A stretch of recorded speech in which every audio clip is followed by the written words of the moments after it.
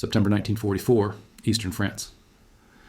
American forces had surrounded a German garrison dug into a fortress position.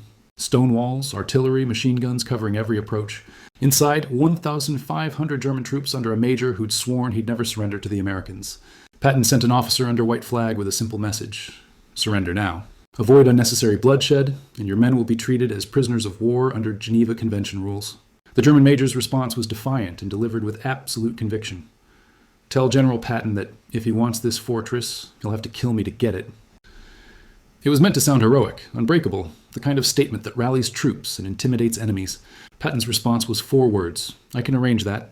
Well, what happened next wasn't a siege. It was a systematic destruction that lasted less than 12 hours and proved that Patton took people at their word. The fortress, this wasn't some makeshift defensive line. It was an actual fortress, one of dozens the French had built in previous centuries. Thick stone walls, high ground, interlocking fields of fire, underground chambers that could withstand artillery, and a well for water. The major commanded about 1,500 troops, war-weary infantry, artillery crews, and officers from various units who'd retreated as American forces advanced. On paper, the position was formidable. A frontal assault would be costly. A siege could last weeks. But this fortress sat on a key road junction. Leaving it in German hands meant American supply convoys would have to take longer alternate routes. It had to be eliminated. Patton's preference was always the same: offer surrender first. Not out of mercy, though he wasn't unnecessarily cruel, but out of efficiency. A surrendered position costs no American casualties and takes no time. A fought-over position costs both. So he sent his ultimatum standard terms: surrender, be treated well, go to a POW camp, survive the war. Your alternative is a fight you cannot win. The German major refused. But his refusal was more than just no. He made it personal. He invoked honor and challenged Patton directly. Other commanders might have seen this as an opening for negotiation. Patton saw it differently. The major had stated his terms clearly. He wanted to die defending the fortress. Patton was simply going to grant his wish efficiently and overwhelmingly. The plan. When the messenger returned, Patton's staff expected frustration, maybe anger, perhaps orders to bypass the fortress. Instead, Patton was almost matter-of-fact.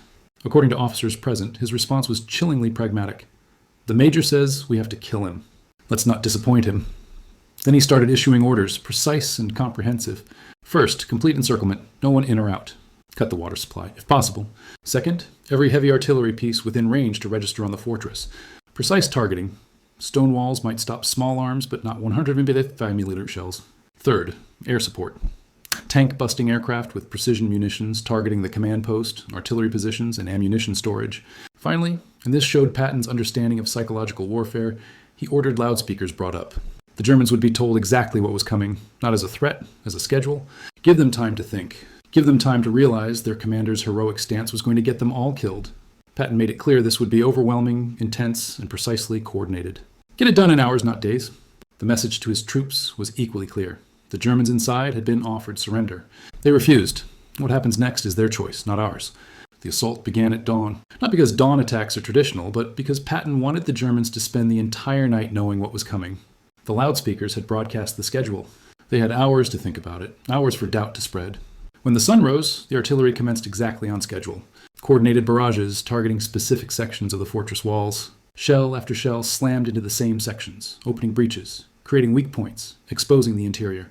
German artillery tried to respond, but American counter-battery fire was immediate and precise. German crews quickly learned that shooting back meant death. After 2 hours of artillery, the airstrikes began. P-47 Thunderbolts carrying 500-pound bombs. Precision strikes on identified targets. The major's command post took 3 direct hits. The ammunition storage exploded, rocking the entire fortress. The main gate was blasted off its hinges. Through all of this, the loudspeakers continued broadcasting, offering a final chance to surrender before the ground assault. Some did. Small groups of German soldiers began surrendering, first a few, then dozens. They'd slip out of damaged sections with hands up, choosing life over their major's oath. The major tried to maintain order. He had soldiers who tried to surrender shot as traitors. But this only accelerated the collapse of morale. Troops realized they were trapped between American firepower and their own fanatical commander. By mid-morning, the fortress was a wreck.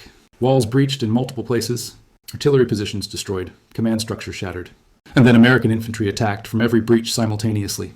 Sherman tanks rolled up to point-blank range and fired directly into openings. Flamethrowers cleared bunkers. Engineers collapsed remaining strong points. But it wasn't chaotic. It was systematic, almost mechanical, because Patton's preparation had been so thorough. German resistance was scattered and disorganized. American forces moved through section by section, loudspeakers following them, broadcasting surrender appeals. The major himself was found in what remained of his command bunker, barricaded with a handful of loyal troops. When Americans breached the position, he reportedly aimed his pistol at them. An American sergeant shot him. Not dramatically, just professionally ended the threat. The major had said Patton would have to kill him. That's exactly what happened. The handful of soldiers with him immediately surrendered. The entire operation, from the start of the bombardment to final surrender, took less than 12 hours. American casualties were minimal, a few wounded, none killed. German casualties were significant.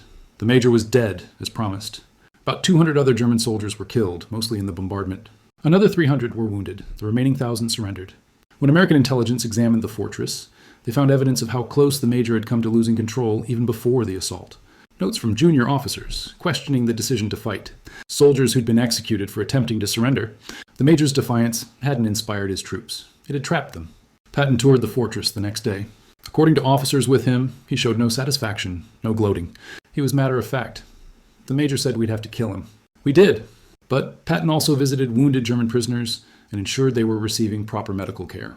He had American medics treating German wounded side by side with American casualties. This wasn't contradictory. It was Patton's philosophy. Be ruthless in combat, professional in victory. Destroy enemies who resist, treat enemies who surrender well. Never blur the line between the two. Word of what happened at the fortress spread quickly through both American and German forces. For American troops, it reinforced what they already knew.